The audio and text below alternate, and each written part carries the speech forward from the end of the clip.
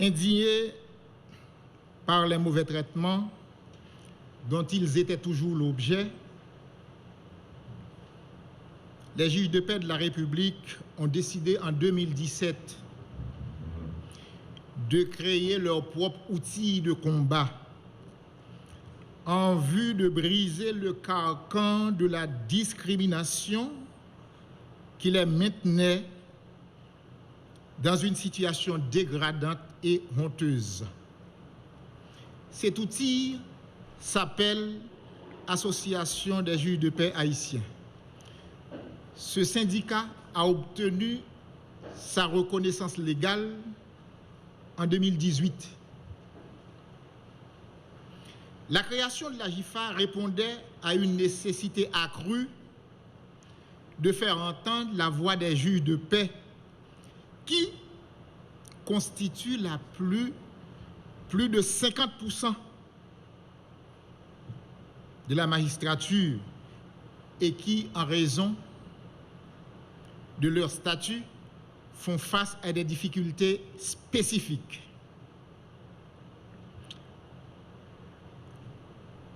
Les avantages sociaux accordés aux magistrats de grade supérieur étaient refusés aux juges de paix qui, disait-on à cette époque, étaient trop nombreux. En 1979, à travers un texte de loi, l'État haïtien fit de tout magistrat un officiel, c'est-à-dire bénéficiant des privilèges attachés à la fonction. Pourtant, les juges de paix en étaient malheureusement exclus. Donc, la fracture entre les magistrats et les magistrats de paix était béante. Pour se hisser à la hauteur de leur fonction, les juges de paix ont livré de multiples batailles syndicales, les unes plus âpres que les autres, obligeant les autorités administrant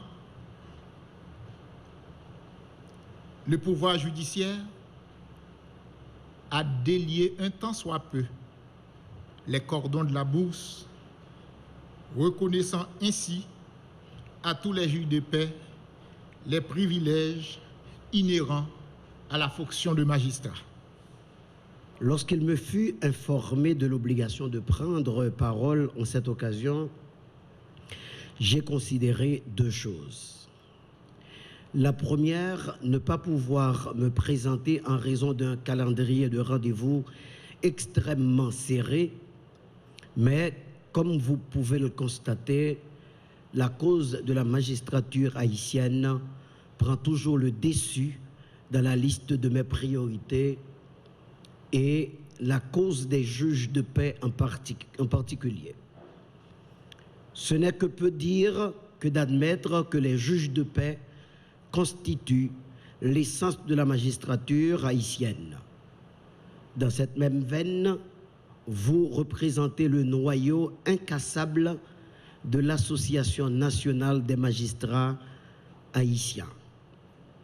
Il suffit de considérer les statistiques historiques de votre participation aux différentes élections des différents directoires de l'ANAMA depuis plus de 20 ans. La deuxième est le support de la première, est un support à la première. Comment ne pas prendre part à ce moment historique, cet événement important qui revigore la lutte pour une justice qui redonne confiance, une justice au centre de laquelle la magistrature ou bien le magistrat inspire confiance parce qu'il est respectable et respecté, une justice véritablement plus proche du corps social.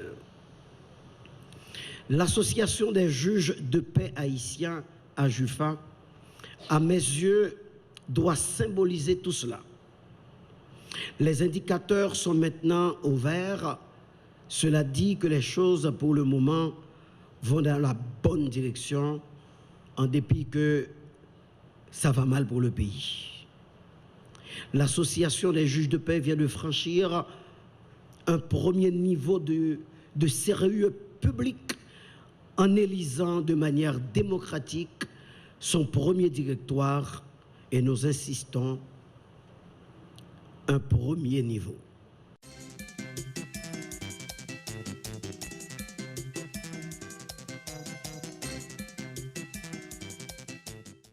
Aujourd'hui, c'est le moment tant attendu. Jour de l'intronisation du nouveau comité de l'Association des juges de paix haïtiens à JUFA. Qu'après avoir pris part aux élections donnant lieu à ce nouveau comité composé de 9 magistrats, la nécessité de procéder à la cérémonie d'aujourd'hui nous est imposée, malgré le pays fait face à de nombreuses difficultés. L'élection de ce comité n'est autre que le symbole d'un nouveau départ pour l'Association des juges de paix haïtiens.